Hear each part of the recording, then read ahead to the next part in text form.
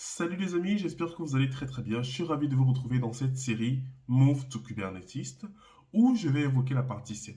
Mais avant, si vous n'avez pas suivi les précédentes vidéos, je vous conseille de repartir sur mon profil LinkedIn et de regarder en fait les 6 précédentes vidéos où j'expliquais quels sont les préalables à la migration de votre application Legacy vers un cluster Kubernetes.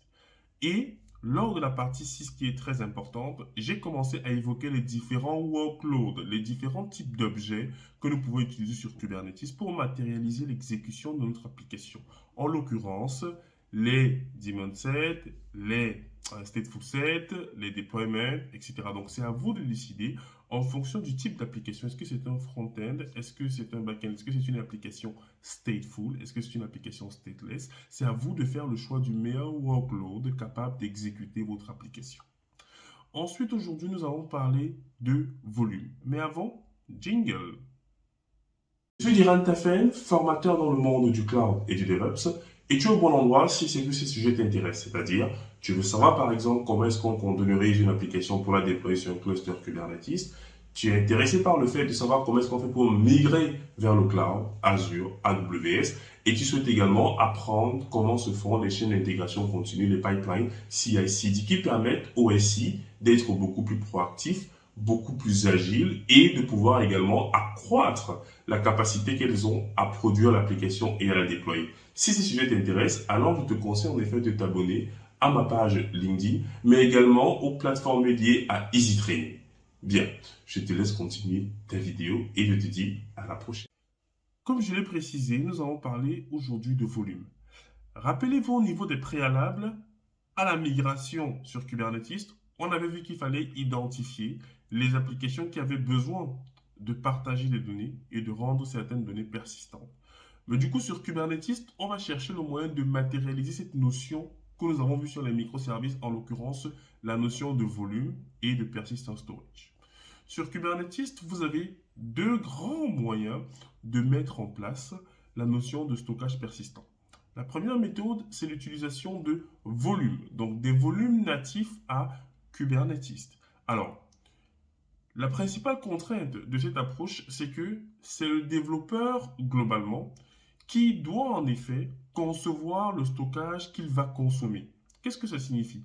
Lorsque le développeur écrit son manifeste, globalement, il doit en effet mettre les informations par exemple, qui permettront soit de provisionner ce stockage-là, soit alors de se connecter directement à ce stockage-là. Par exemple, un volume NFS, une LUN, etc., etc. Donc, c'est une première façon de faire.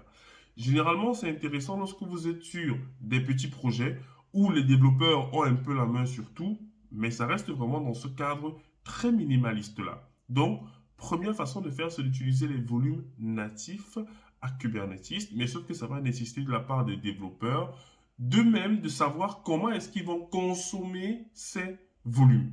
Ce qui n'est pas forcément le cas dans les grosses équipes, dans les grandes équipes où on a des équipes suffisamment matures, on a une équipe dédiée au stockage, dédiée au système, dédiée au réseau. Dans ce cas-là, on peut utiliser la deuxième méthode qui est le persistent volume. Donc, les persistants volumes vont donc permettre aux développeurs tout simplement de matérialiser un besoin, de formuler un besoin, de request certaines caractéristiques pour leur stockage. Je prends un exemple simple. Le développeur a besoin d'un stockage super puissant, par exemple du SSD, et il a besoin, par exemple, du 10 Go de stockage. Mais du coup, il va simplement formuler son besoin au travers d'un PVC, Persistent Volume Claim, et ensuite, les opérationnels auront déjà préparé des PV susceptibles de correspondre aux besoins des développeurs. Ça veut dire que le développeur n'a plus à se soucier globalement de comment est-ce que le stockage sera provisionné sur du cloud, sur du on-premise, sur des étapes, etc., etc. Non, il va juste se concentrer sur formuler son besoin et derrière, l'équipe système, l'équipe stockage auront déjà provisionné les PV. Et il aura tout simplement à appeler son PV ou son PVC bien sûr.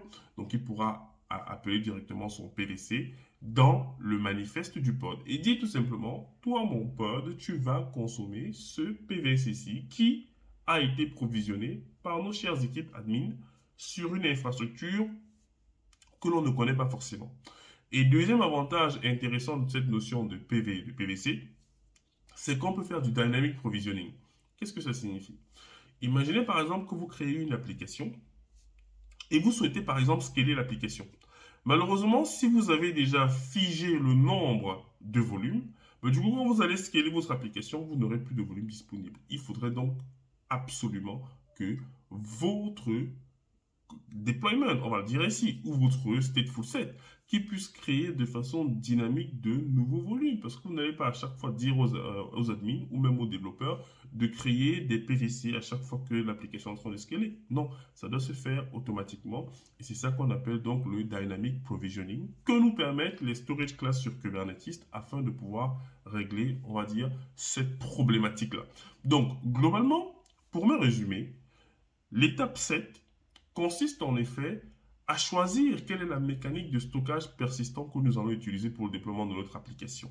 Et ça va nous aider dans l'écriture des manifestes permettant de décrire ce que nous souhaitons déployer. Voilà pour cette étape 7. Je vous remercie pour vos messages d'encouragement et je compte toujours faire ces vidéos matinales là, peut-être un peu moins fréquemment que dans les précédentes. Mais voilà, dès que j'ai un peu de temps, je n'hésiterai pas à le faire. Pour ceux qui sont intéressés par le bootcamp DevOps, vous devez savoir que là, les places sont déjà prises. Je suis vraiment surpris par ce qui se passe actuellement. C'est que dès que j'ouvre en fait des inscriptions, on a tellement d'inscrits qu'on est obligé de refuser des gens. Donc la prochaine promotion aura sûrement lieu en mars parce que janvier là, c'est déjà presque plein. Je crois qu'il y a encore une place qui reste. Mais voilà, ça va très vite. Donc, je vous conseille déjà de vous projeter par rapport à mars 2022. Et c'était un plaisir, comme d'habitude, pour moi de vous entretenir sur des sujets qui me passionnent. C'était Diran Tafen, votre formateur passionné. Allez, très bon début de semaine. Ciao, ciao.